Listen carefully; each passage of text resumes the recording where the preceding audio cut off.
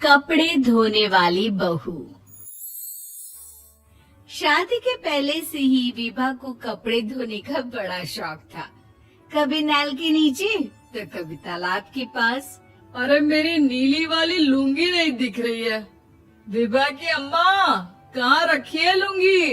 अरे वो तो विभा ने परसों ही धोकर रखी थी आपकी अलमारी में, देखो वहीं होगी।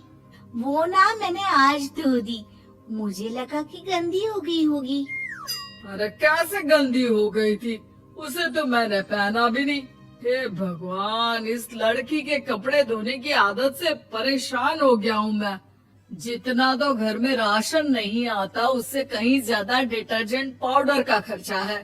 इसकी शादी करवा दो, शादी जाए अपने घर में ही करेगा, फिर चाहे घर के कपड़े धोने हो या पूरे गांव के। हाँ ठीक बोल रही हो, देखता हूँ मैं कोई लड़का। वो दिन भी आ जाता है जब विभा को देखने लड़के वाले आ जाते हैं। लड़की मुझे अच्छी लगी। होने वाली सास कहती है, बेटी अगर कुछ पूछना है तो पूछ लो। वैसे तो हमारी लड़की बहुत ही शर्मीली है, जो बोल दो वो मान लेती है, इसे क्या पूछना होगा। अरे कैसी बात कर रही हो माँ, मुझे इन लोगों के घर रहना है, सवाल तो कई है। हाँ हाँ बेटा पूछ लो ना, क्या पूछना है। आप लोगों के घर कपड़े कौन धोता है? सास का मुंह बन जाता है। देखो अगर तुम ये कहना चाहती हो कि तुम्हें कपड़े धोने नहीं आते तो सुन लो, कपड़े मैं ही धोती हूँ, लेकिन तुम्हारे आ जाने के बाद मैं रुमाल तक नहीं धोऊंगी। अरे चुप रहना भाग्यवान, बहू बेचारी घर आई नहीं, उसे डराना शुरू कर दिया। वो क्या है ना बिटिया, अभी तक तो ये कल्लू की माँ ही धोती थी, लेकिन अब तुम्हारे पापा तो दहेज में वॉशिंग मशीन देंगे ही। तभी विभा की माँ बोल पड़ती है, सवाल भी पूछा तो क्या। वैसे भाई साहब, मशीन की तो फिर भी कपड़े धोने की कैपेसिटी होती है, मतलब जो बिटिया दे रहे हैं ना विभा, इसे कपड़े धोने का बहुत शौक है। ये आप लोगों के क्या, आस पड़ोस गांव मोहल्ले सबके कपड़े धो दे और उफ तक ना करे।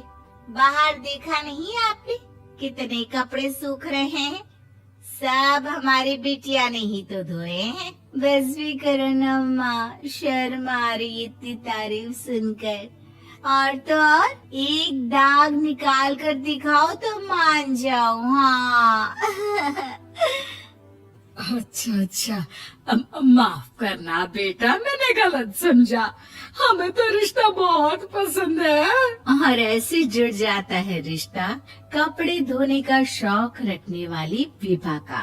उसकी शादी हो जाती है कोयला फैक्ट्री में काम करने वाले कल्लू के साथ। शादी के बाद अचानक विभा चिल्लाती हुई सास के पास आती है। सासू माँ, अरे सासू माँ कहाँ है आप?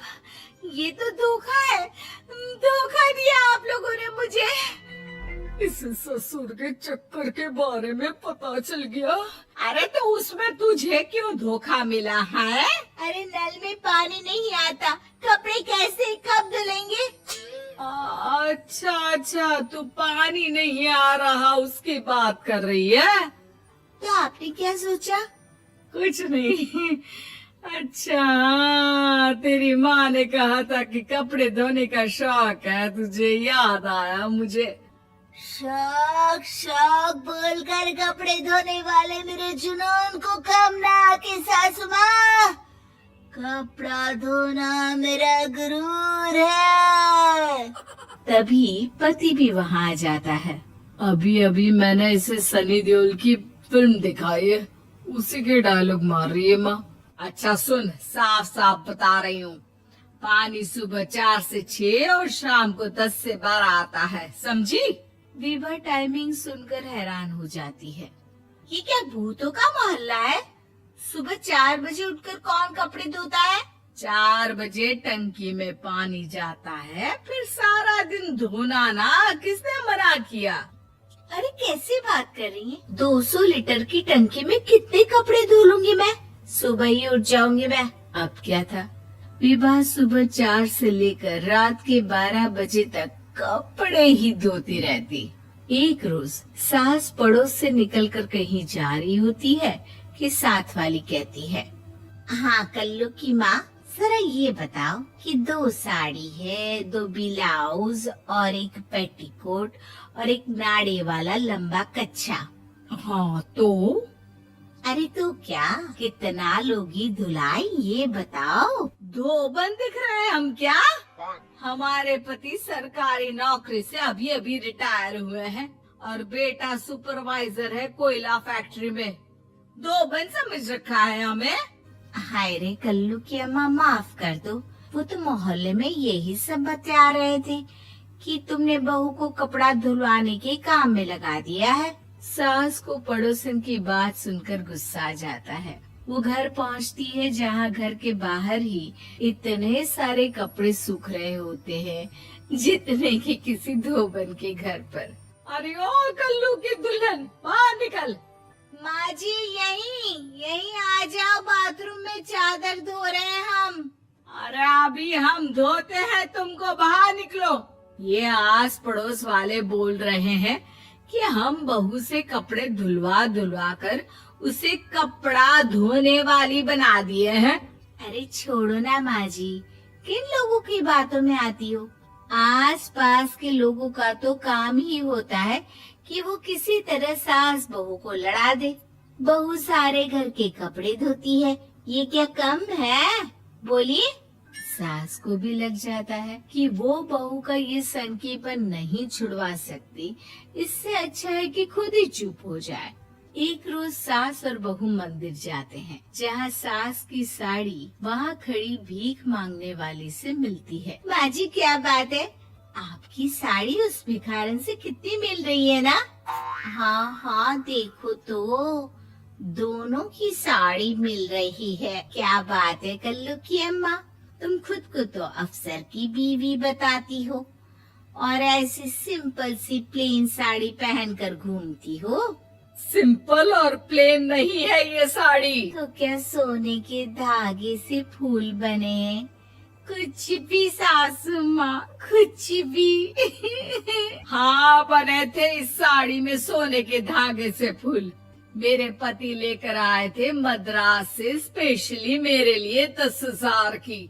है भाई साहब इस भिखारन के लिए भी सेम टू सेम साड़ी लेकर आए होंगे 10,000 की। सास उस वक्त कुछ नहीं कहती, लेकिन बहू के साथ घर आती है और अलमारी से एल्बम निकाल कर लाती है। ये साड़ी देख रही है, ये वही साड़ी है जिसे मैंने अभी पहना था। इस साड़ी में ये जो चमकदार फूल दिख रहे हैं ना, ये सोने के धागों से काढ़े गए हैं। लेकिन तू लोकल वॉशिंग मशीन ब्रश से घिस घिस कर सारे फूलों को निकाल कर साड़ी प्लेन कर दी। मुझे माफ कर दीजिए सासू माँ। और तो और, जब मैंने तुझे तेरी गलती के लिए कुछ नहीं कहा, लेकिन तूने तो सबके सामने मेरा मजाक ही बना दिया। क्यों? बहू को समझ में आ जाता है कि अब से उसका कपड़े धोना बंद।